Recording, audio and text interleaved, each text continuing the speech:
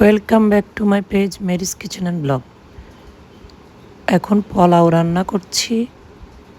Soybean তেল দিয়ে কাঁচা পেঁয়াজ, আদা রসুন বাটা দিয়ে ভালো মতো কষিয়ে নিব। আদা রসুনের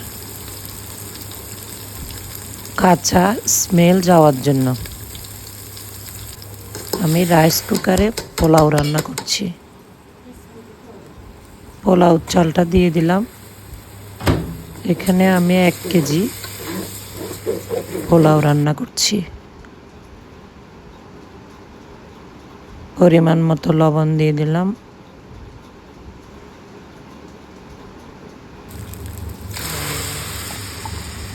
এক কেজি পোলাওর জন্য পানি দিতে হবে 6 পট।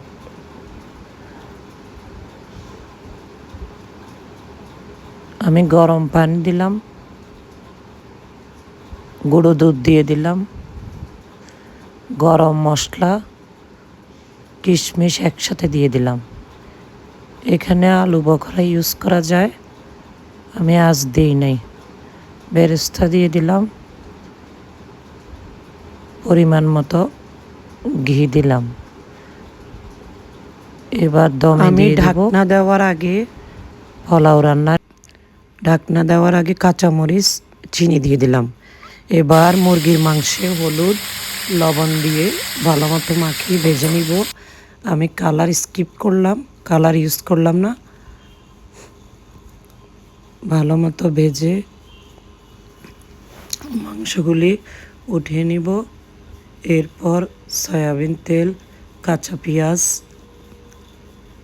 পেঁয়াজ বাটা, আদা বাটা, রসুন বাটা, লাল ঝালের গুঁড়ো,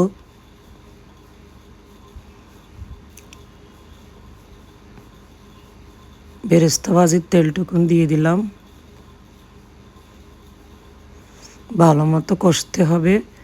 পেঁয়াজ বাটা ইউজ করলাম, বাদাম বাটা, ভাজা জিরা গুঁড়ো, টক দই, গরম মশলা। এখানে আমি আস্ত গরম মশলা, এলাচ, দারচিনি, তেজপাতা দিলাম। আবার গুঁড়ো গরম মশলাও দিলাম। পরিমাণ মতো গরুর দুধ দিয়ে দিলাম। গরুর দুধ দিয়ে ভালো মতো কষতে হবে। তেজপাতা এখন দিলাম।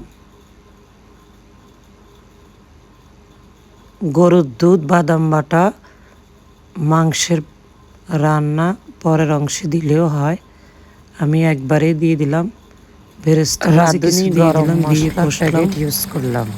ভালো একটা স্মেল আসার জন্য মুরগির গোশত দিয়ে দিলাম। রাঁধুনি রোস্ট মশলার প্যাকেট ইউজ করা হয়েছে। কষাবো আবার। মুরগি রান্না শেষ পর্যায়ে পরিমাণ মতো চিনি